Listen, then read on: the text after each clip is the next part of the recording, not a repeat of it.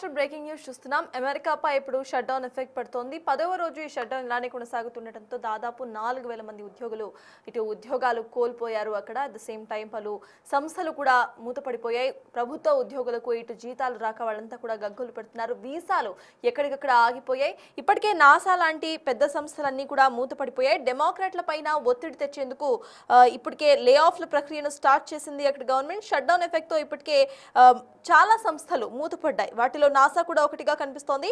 అన్ని రంగాలపైన కూడా ఈ షట్ డౌన్ ఎఫెక్ట్ అనేది ఖచ్చితంగా కనిపిస్తోంది. జీతాలు రాకపోవడంతో ఉద్యోగులు కూడా గగ్గోలు పెడుతున్నారు. వీసాల ప్రాసెసింగ్ పై కూడా షట్ డౌన్ ఎఫెక్ట్ కనిపిస్తోంది. కొన్ని 2 కీలక బిల్లులకు వేర్వేరు ప్రతిపాదనలు వచ్చాయి. దానికి పట్టు విడవకుండా రిపబ్లికన్లు డెమోక్రేట్లు ఉన్నారు. దీని కారణంగానే షట్ డౌన్ ఎఫెక్ట్ అనేది కనిపిస్తోంది. అయితే దశాబ్దాల తర్వాత అమెరికాలో ఇటువంటి ఒక వాతావరణం మనం చూస్తున్నాము. అమెరికన్ గవర్నమెంట్ షట్ డౌన్ లోకి వెళ్ళిపోయింది. షట్ డౌన్ కారణంగా ఇప్పటికే 4000 మంది ఉద్యోగాలను కోల్పోయారు. ఇక ప్రభుత్వ ఉద్యోగులకు జీతాలు రాక వాళ్ళంతా కూడా గగ్గోలు పెడుతున్నారు. ఎన్నో సంస్థలు పెద్ద సంస్థలన్నీ కూడా మూసివేశారు. ఇక వీసా ప్రాసెసింగ్ పైన కూడా ఈ షట్ డౌన్ ఎఫెక్ట్ అనేది కనిపిస్తోంది. 2018-19 మధ్య కాలంలో దాదాపు 35 రోజుల పాటు షట్ డౌన్ ఎఫెక్ట్ కొనసాగింది. అనంతరం కూడా అమెరికాలో ఇటువంటి షట్ డౌన్ ఎఫెక్ట్ అనేది మళ్ళీ ఆ తర్వాత చూడలేదు. మళ్ళీ ఇప్పుడు 2025లో షట్ డౌన్ ఎఫెక్ట్ కొనసాగుతోంది. 10 రోజుల వరకు షట్ డౌన్ ఇప్పటి వరకు కొనసాగింది. మరి ఇది ఎన్ని రోజుల వరకు కొనసాగుతోంది అనేది చూడాలి. అయితే ఇక్కడ ఇప్పటికే ఉద్యోగుల లే ఆఫ్స్ అనేవి కొనసాగుతున్నాయి. షట్ డౌన్ కారణంగా లే ఆఫ్స్ అనేవి ఖచ్చితంగా ఉంటాయి అంటూ కూడా చెప్తున్నారు. తొలగింపు వార్తలను బడ్జెట్ ఆఫీస్ అధికార ప్రతినిధి కూడా ఇప్పటికే నిర్ధారించారు. ఇతర డీటెయిల్స్ ను కూడా ఆయన బయటపెట్టారు. షట్ డౌన్ కారణంగా చాలా మంది వరకు ఉద్యోగాలు కోల్పోయే అవకాశాలు ఉన్నట్టుగా తెలుస్తోంది. ఇప్పటికే 4000 మంది ఉద్యోగాలు కోల్పోయారు. అట్ ద సేమ్ టైం చాలా వరకు ఇక్కడ పెద్ద సంస్థలన్నీ కూడా మూతపడిపోయాయి. నాసా వంటి పెద్ద సంస్థ కూడా మూతపడిపోయింది. అయితే ఈ షట్ డౌన్ ఎఫెక్ట్ ఇప్పటి వరకు 10 రోజులుగా కొనసాగింది. ఈ రోజు 10వ రోజుగా కనిపిస్తోంది. ఇంకా ఎన్ని రోజులు ఈ షట్ డౌన్ అనేది కొనసాగుతుందో చూడాలి.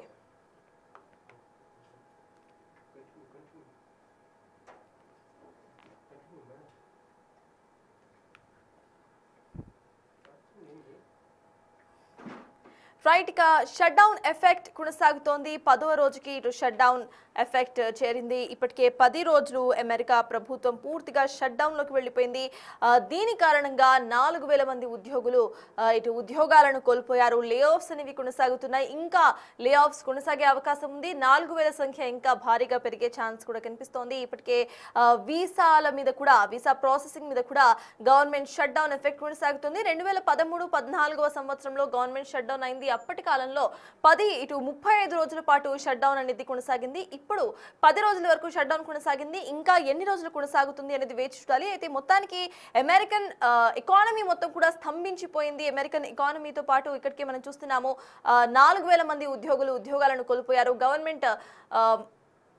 గవర్నమెంట్ ఎంప్లాయీస్ కి ఉద్యోగాలు రాక వాళ్ళంతా కూడా గవర్నమెంట్ ఎంప్లాయీస్ కి సాలరీస్ రాక వాళ్ళంతా కూడా వేచి చూస్తున్న పరిస్థితి ఇక్కడ కనిపిస్తోంది. దీనికి సంబంధించిన మరిన్ని అప్డేట్స్ ను మా ఎగ్జిక్యూటివ్ ఎడిటర్ రామ్దాస్ అందిస్తారు. రామ్దాస్, చెప్పండి. ప్రజెంట్ మనం చూస్తున్నాము 10వ రోజు కొనసాగుతోంది షట్ డౌన్. ఇది ఇంకా ఎన్ని రోజుల వరకు కొనసాగే అవకాశం ఉందనుకోవాలి? అండ్ దీని ద్వారా ఎఫెక్ట్ అవుతున్న అక్కడ సివిలియన్స్ వాళ్ళ పరిస్థితి ఏంటి?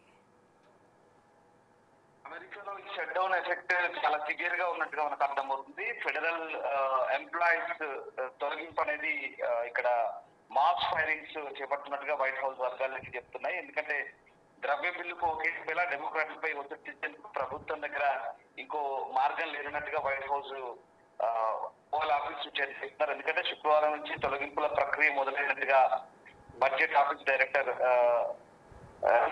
ట్వీట్ చేసిన పరిస్థితి కనబడుతుంది. అయితే ఇప్పటికైతే ఏ విభాగాల ఉద్యోగాలను తొలగించారనేది మాత్రం ఇంకా పూర్తి స్థాయిలో క్లారిటీ లేదు. ఎందుకంటే ఎంతమందికి ఉద్వాసన పలికారనే వివరాలను కూడా ఆయన వెల్లడించిన పరిస్థితి. కాబట్టి ఓవరాల్ గా దాదాపు 4500 మందిని అమెరికన్ ఎంప్లాయీస్ తీసేస్తున్నారనేది టాక్ వస్తుంది. సో షట్ డౌన్ ఎఫెక్ట్ చాలా క్లియర్ గా ఉన్నట్టుగా మనకు అర్థమవుతుంది. తొలగింపుల వార్తలు బడ్జెట్ ఆఫీసు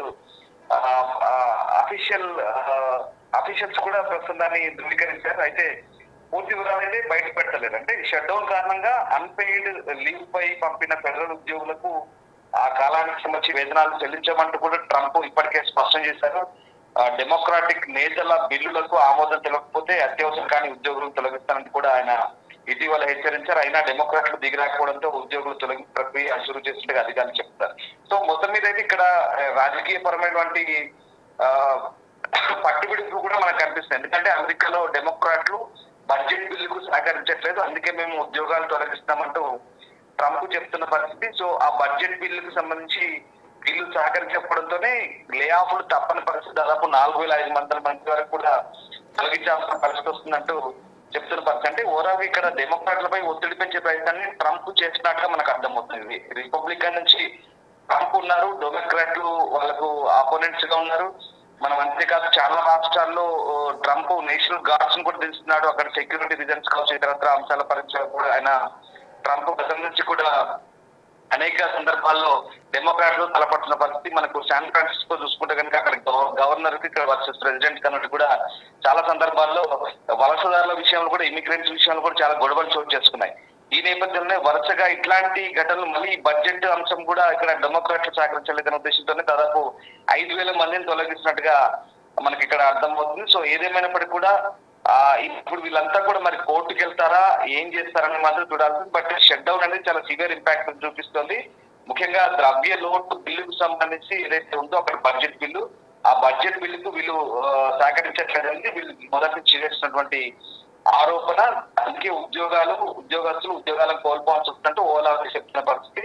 సో ఆ రకంగా అంటే ఇది డెమోక్రాట్ ఆధారిత ప్రాసెస్ అని చెప్తున్నారు. అంటే ట్రంప్ ఏం చేస్తున్నాడు, ఇండైరెక్ట్ గా ఆపోజిషన్ వల్ల ఈ ఉద్యోగాలు పోతున్నాయంటే వాళ్ళపై నెట్టే ప్రయత్నం చేస్తున్నాడు. ఇంకా రాబోయే రోజుల్లో కూడా ఇవి సంఖ్య ఉండొచ్చు, ఇంకా ప్రకటిస్తామంటూ కూడా చెప్తున్న పరిస్థితి. మొత్తం మీద అమెరికా వ్యాప్తంగా అయితే ఆందోళన కొనసాగుతోంది. ఎందుకంటే ఉద్యోగాలు కోల్పోతే కనుక తమ పరిస్థితి ఏంటంటే చాలా మంది లోకల్ సిటిజన్స్ అంతా కూడా భయపడుతున్నారు. ట్రెజరీ డిపార్ట్మెంట్ కావచ్చు, department of health and human services కావచ్చు, IRS కావచ్చు, ఎడ్యుకేషన్ కావచ్చు, అలాగే కామర్స్ అంటే వాణిజ్యము, అలాగే హోమ్ల్యాండ్ సెక్యూరిటీ, సైబర్ సెక్యూరిటీ, ఇట్లా అనేక ఏజెన్సీలు ఉద్యోగాల పోతలైతే జరుగుతున్నట్టుగా ఆఫీషియల్స్ చెప్తున్నారు. సో ట్రంప్ ఈ తొలగింపు ప్రక్రియ ఇంకా సివియర్ గా చేస్తే కనుక ఖచ్చితంగా దాదాపు 3 లక్షల మంది ఫెడరల్ సివిల్ ఎంప్లాయీస్ ఎవరైతే ఉన్నారో వీళ్ళంతా కూడా ఇప్పటికీ బయటికి పంపే ఛాన్స్ కనిపిస్తున్నట్టుగా అక్కడ అంతర్జాతీయ వార్తా సంస్థలు అయితే చెప్తున్నాయి.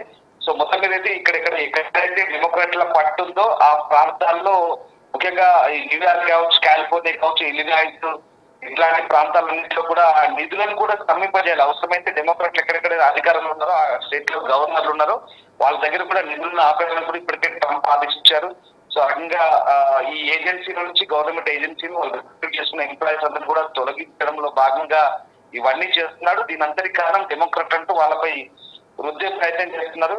సో మొత్తం మీద పూర్తిగా అంటే ఇప్పుడు అమెరికాలో అయితే కొన్ని సేవలు అయితే స్తంభించే అవకాశాలు కూడా కనిపిస్తున్నాయి. ముఖ్యంగా ఆరోగ్యం అలాగే మానవ సేవల విభాగంలో కనీసం ఒక 1,000-1,500 మంది కూడా తొలగించే అవకాశం ఉన్నట్టుగా కూడా చెప్తారు. ఇప్పటికే యుఎస్ లో ఈ ఎడ్యుకేషన్ డిపార్ట్మెంట్ అనేది కూడా పూర్తిగా ఇప్పటికే ట్రంప్ ఎత్తేసారు. అట్లాగే ఎలిమెంటరీ సెకండరీ ఎడ్యుకేషన్ డైరెక్టర్ స్థాయి అధికారులందరినీ కూడా తొలగిస్తున్నట్టుగా తెలుస్తుంది. ఇక కమ్యూనికేషన్స్ అలాగే అవుట్ రీచ్ కార్యాలయం నుంచి కూడా దాదాపు డజన్ల సంఖ్య ఉద్యోగాలు తొలగిస్తున్నారు. అంతేకాదు హోమ్ల్యాండ్ సెక్యూరిటీ విభాగమైనటువంటి సైబర్ సెక్యూరిటీ, ఇన్ఫ్రాస్ట్రక్చర్ సెక్యూరిటీ ఏజెన్సీలో కూడా లే ఆఫ్ నోటీసులు జారీ చేస్తున్నట్టు తెలుస్తుంది. సో మొత్తం మీద ఈ చర్యలన్నీ కూడా అమెరికాలో ఇప్పుడు అంటే పౌరులకు ఉద్యోగ భద్రతని ఒక రకంగా ప్రశ్నార్థకంలో పడేసిన పరిస్థితి, ఒక రకంగా ఉద్యోగ భద్రతని ఏం చేస్తుందనే ఒక మీమాంసలో కొనసాగుతున్నారు. ఏదేమైనా ట్రంప్ గతంలో కూడా అంటే ఈ రెండోసారి అధికారంలోకి వచ్చిన తర్వాత ట్రంప్ చేస్తున్నటువంటి చర్యలు ఏవైతే ఉన్నాయో అటు ప్రపంచ దేశాలకు కూడా ఇబ్బంది పెడుతున్నాయి. టారిఫ్ల విషయంలో ఇటు సొంత దేశంలో కూడా ఉద్యోగాలు తొలగించడం ఇవన్నీ కూడా ట్రంప్ చేస్తున్న పనితో ఒకసారి విమర్శలు అయితే ఎదుర్కొంటున్నారు. బట్ ఇంకా చూడాలి, ఇంకా ఎలాంటి 4-5 రోజుల్లో మరికొన్ని తొలగింపులు కూడా ఉండొచ్చు అంటూ ట్రంప్ ఇండైరెక్ట్ గా హెచ్చరిస్తున్నారు. ఇది ఇలాగే కొనసాగితే ఇంకా ఎక్కువ సంఖ్యలో ఉద్యోగాలు కోల్పోయే అవకాశం ఉన్నట్టుగా కూడా అర్థమవుతుంది. సో ప్రజల వైపు నుంచి ఎట్లాంటి స్పందన ఉంటుంది, ముఖ్యంగా ట్రంప్ తీసుకున్న డిసిషన్ తో మరి అమెరికాలో ఎట్లాంటి రియాక్షన్స్ ఉంటాయని మాత్రం వేచి చూడాల్సింది. ఏదేమైనా అమెరికాలో ప్రస్తుతానికి అయితే చాలా వరకు ఉద్యోగులు ఈ షట్ డౌన్ కారణంగా లే ఆఫ్స్ తీసుకుంటున్నారు. లీవుల్లో ఉన్న వాళ్ళకు కూడా ఎట్టి పరిస్థితుల్లో ఆ పేమెంట్స్ కూడా ఇచ్చేలేదని చాలా కరాఖండిగా ట్రంప్ చెప్తున్న నేపథ్యంలో మరి అమెరికాలో ఉద్యోగ భద్రత కరువైందన్న దానికి ఈ జరుగుతున్న పరిణామాలు ప్రస్తుతం ఒక ఉదాహరణగా మనం చెప్పుకోవచ్చు. Yes, thank you Ram Das. మొత్తానికి ప్రజెంట్ మనం చూస్తున్నాము ఇటు ఇప్పటికే 10 రోజుల వరకు అమెరికా షట్ డౌన్ కొనసాగుతోంది. 10వ రోజు ఇవాళ అయితే ఇంకా ఈ షట్ డౌన్ ప్రక్రియ కొనసాగే అవకాశం కనిపిస్తోంది. డెమోక్రాట్లు కానీ రిపబ్లికన్లు కానీ ఎవరు కూడా వెనక్కి తగ్గని పరిస్థితి మనం ఇక్కడ చూస్తున్నాము. అయితే ఇటు రిపబ్లికన్లు డెమోక్రాట్ల వల్లనే ఇటు గవర్నమెంట్ ఉద్యోగాలు పోతున్నాయంటూ కూడా వాళ్ళు వ్యాఖ్యానిస్తున్నారు. పొలిటిసైజ్ చేసే ప్రయత్నం అయితే చేస్తున్నారు. అంతకుముందు 2013-14వ సంవత్సరంలో మొత్తంగా 35 రోజుల వరకు షట్ డౌన్ అనేది కొనసాగింది. మరి ఈసారి ఎన్ని రోజులు కొనసాగుతుంది అనేది వేచి చూడాలి. ఎందుకంటే 2013 తర్వాత మళ్ళీ this is the first time దాదాపు ఒక దశాబ్ద కాలం తరువాత మళ్ళీ అమెరికా గవర్నమెంట్ షట్ డౌన్ లోకి వెళ్ళిపోయింది పూర్తిగా. అయితే రిపబ్లికన్లు డెమోక్రాట్లు ఇరువురు కూడా ఈ రెండు బిల్లులకు సంబంధించి ఎవరు వెనక్కి తగ్గని పరిస్థితి ప్రెసెంట్ చూస్తున్నాం. సో దీనికి సంబంధించి ఉద్యోగులు ఇటు పెద్ద కష్టపడుతున్నారు. బికాజ్ ఇప్పటికే 4,000 మంది ఉద్యోగాలు పోయాయి. ఇక పలువురికి ఇప్పటి వరకు సాలరీస్ క్రెడిట్ అవ్వక వాళ్ళందరూ కూడా ఇబ్బందులు పడుతున్నారు. మరి దీనికి సంబంధించి గవర్నమెంట్ ఇప్పటికైనా ఎవరో ఒకళ్ళు వెనక్కి తగ్గే ప్రక్రియ ఏమైనా ఆలోచిస్తారా, లేకపోతే ఈ రెండు బిల్లులకు సంబంధించి ఇలానే ఈ షట్ డౌన్ కొనసాగిస్తారా అనేది అమెరికన్ గవర్నమెంట్ డిసైడ్ చేయాలి.